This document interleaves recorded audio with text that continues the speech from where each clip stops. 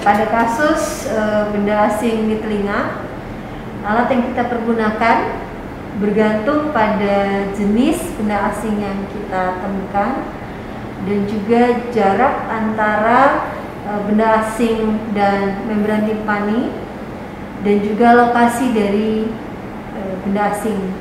Tidak ada patokan khusus mengenai alat yang harus kita gunakan. Demikian juga teknik yang kita gunakan juga bisa bervariasi. Untuk benda asing yang bisa kita temukan bisa berupa kapas katembat yang tertinggal pada saat pasien korek-korek, bisa juga berupa manik-manik maupun binatang hidup. Khusus untuk binatang hidup, kita perlu mematikan binatang tersebut dengan cara memberikan gliseril atau minyak ke dalam liang telinga, kita tunggu sampai mati baru kita keluarkan.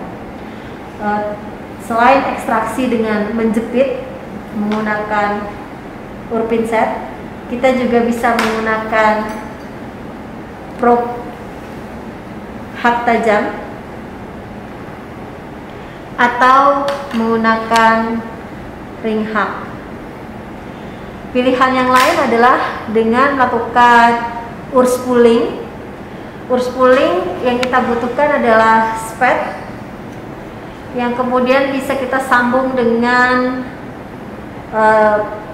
selang NGT atau aboket, sehingga kita bisa masukkan ke dalam liang telinga tanpa mencederai liang telinga sendiri.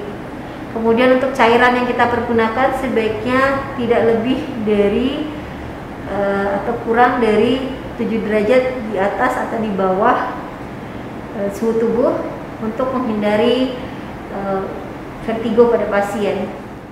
Saya akan memperagakan ekstraksi corpus caelinum yang konsistensinya lunak dan memenuhi liang telinga.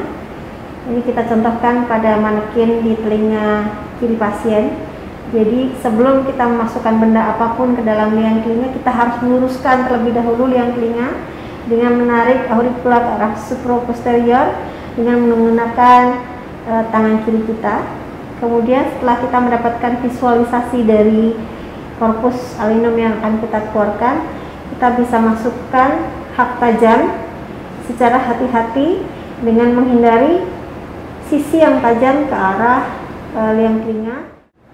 Jadi kita bisa mengkait dengan menghindari liang telinga terkena sisi yang tajam dari hak tajam kita. Kemudian kita tusukkan ke dalam kapas katembat, kemudian kita tarik keluar seperti ini.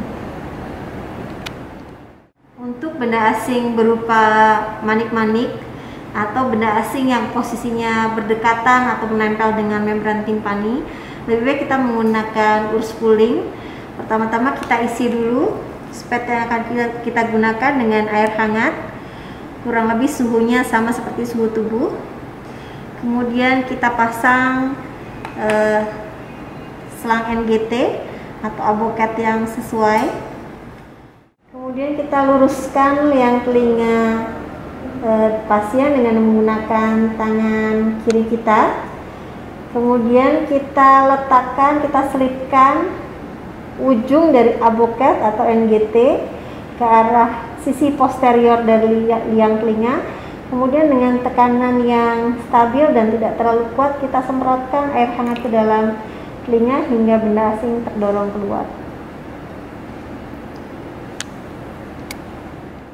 Melakukan urs pulling, kondisi liang telinga akan basah, maka kita bisa menggunakan pemilin kapas kita untuk mengeringkan sisa air dari liang telinga dengan cara kita mengambil sedikit kapas, kemudian kita jepitkan ujung dari pemilin kapas, kemudian pemilin kapas kita putar searah dengan jarum jam